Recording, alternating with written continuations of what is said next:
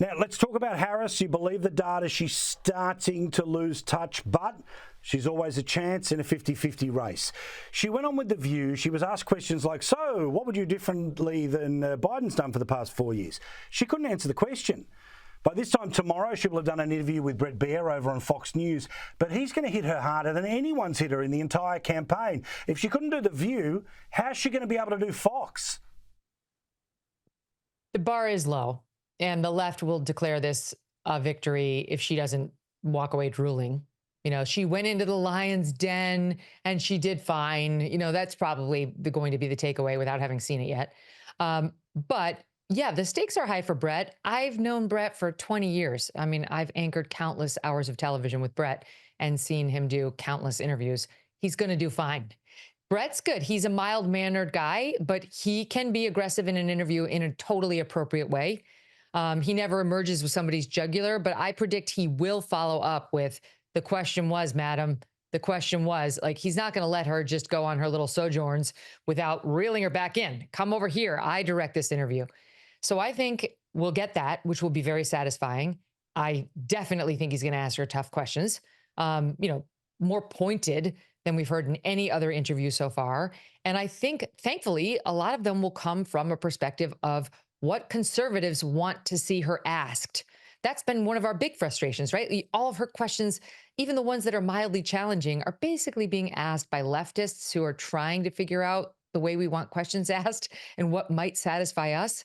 You know, like that guy in 60 Minutes who was asking her about the border. Well, why didn't you do it sooner? Why didn't you do it sooner? That's fine. But what really needed to be asked was, why did you reverse all of Trump's executive orders tightening the border on day one of this administration? That's the real question. It's not, why didn't you pass a border bill earlier? It's like, why did you subvert the secure border from day one?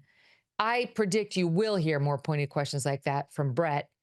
The one frustration is, well, two frustrations. Number one, Fox News is going to want ongoing access to her, both for the next 3 weeks.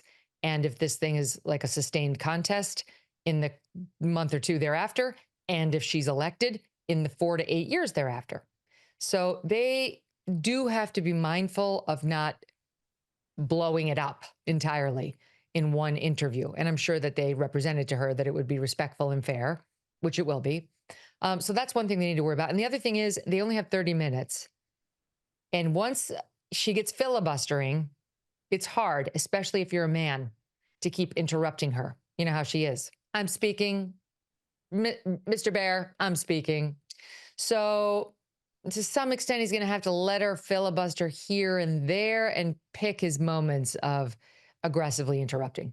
Now, as we get closer, 3 weeks to go, nothing is subtle anymore. We know that she's got some problems with black men. A significant percentage is going to vote for Trump. Majority will still vote for her. But what about her outreach program? Basically, free loans you don't have to pay back, and marijuana. Because she stinks of desperation. That's why. She's desperate. They must have seen some horrifying information on those internal polls. There is no other reason to be this obvious in your pandering.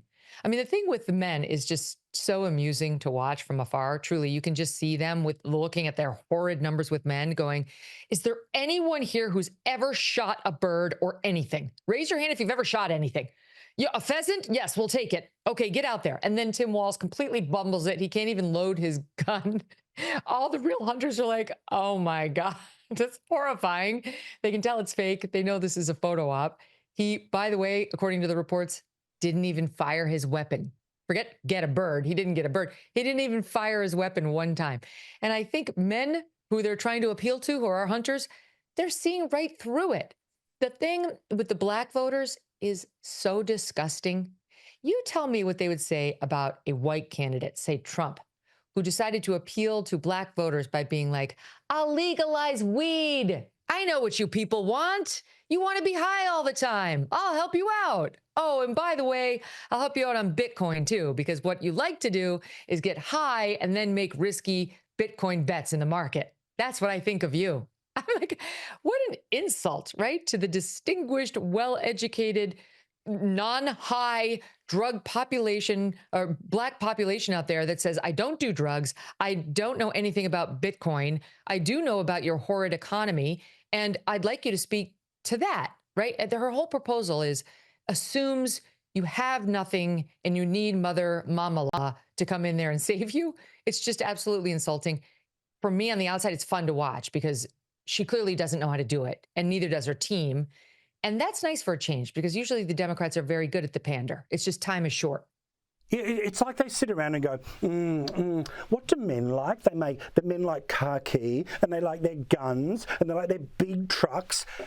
I mean, this is pretty unsophisticated. Who's got it? Who's got it on their bingo card? Can I see your phone right now? It's funny because it's like one time my husband and I went down to visit our friends in Texas, and it's just like you have to know, like real hunters, you can't fake it. They know. We were going to go on this midnight electric bike ride through this guy's woods, and it's Texas. And we're just about to get to the woods. Everyone is wearing shorts and t-shirts because it's summer. It's hot. And our lead guy goes, is anyone packing? Every single guy is like, I am. Every single man. I'm like, where are all the guns? They're the tiny little shorts and shirts on. That is Texas culture. That's who she thinks she's going to get by putting out her real man, Tim Walz, who can't even load his rifle. They know when they're being hit with a phony. It's just so obvious. So that's a joke. And then how about Barack Obama? The nerve to come out and say, you know what, to the brothers, I'm sensing a little sexism here. I think the only reason you don't want to vote for her is because she's a woman. Because, she's just like the mother who raised you. What? My God. How clueless can you be? Barack Obama is speaking to them an hour or two away from his multi-million-dollar Martha's Vineyard resort that he and Michelle own, not to mention their Hawaii estate that they own, not to mention their multi-million-dollar property in DC, Chicago.